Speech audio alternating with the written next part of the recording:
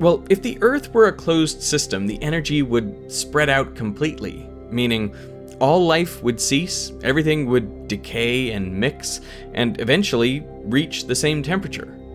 But luckily, Earth is not a closed system, because we have the sun. What the sun really gives us is a steady stream of low entropy, that is, concentrated, bundled up energy. The energy that we get from the sun is more useful than the energy we give back. It's more compact, it's more clumped together. Plants capture this energy and use it to grow and create sugars.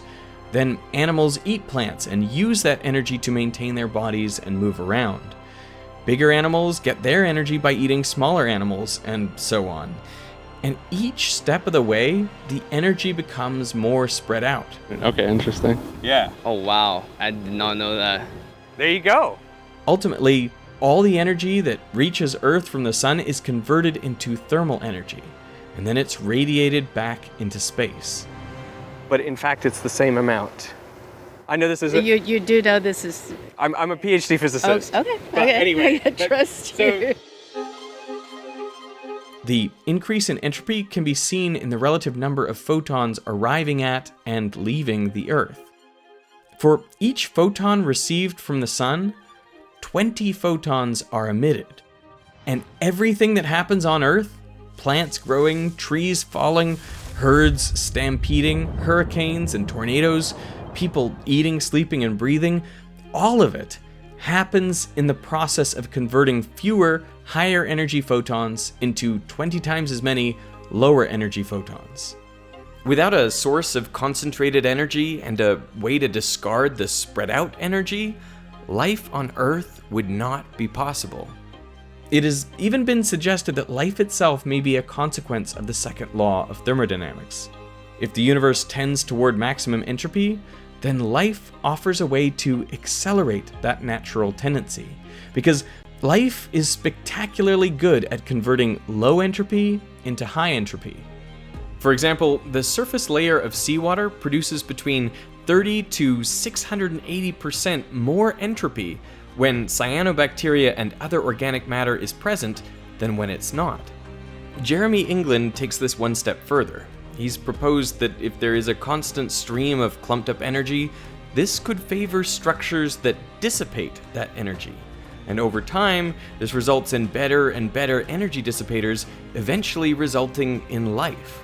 Or in his own words, you start with a random clump of atoms, and if you shine light on it for long enough, it should not be so surprising that you get a plant. So life on Earth survives on the low entropy from the sun. But then, where did the sun get its low entropy? The answer is the universe. If we know that the total entropy of the universe is increasing with time, then it was lower entropy yesterday, and even lower entropy the day before that, and so on all the way back to the Big Bang. So right after the Big Bang, that is when the entropy was lowest. This is known as the past hypothesis. It doesn't explain why the entropy was low, just that it must have been that way for the universe to unfold as it has. But the early universe was hot, dense, and almost completely uniform. I mean, everything was mixed and the temperature was basically the same everywhere, varying by at most 0.001%. So how is this low entropy? Well, the thing we've left out is gravity. Gravity tends to clump matter together. So taking gravity into account, having matter all spread out like this would be an extremely unlikely state, and that is why it's low entropy. Over time, as the universe expanded and cooled, matter started to clump together in more dense regions, and in doing so, enormous amounts of potential energy were turned into kinetic energy. And this energy could also be used, like how water flowing downhill can power a turbine.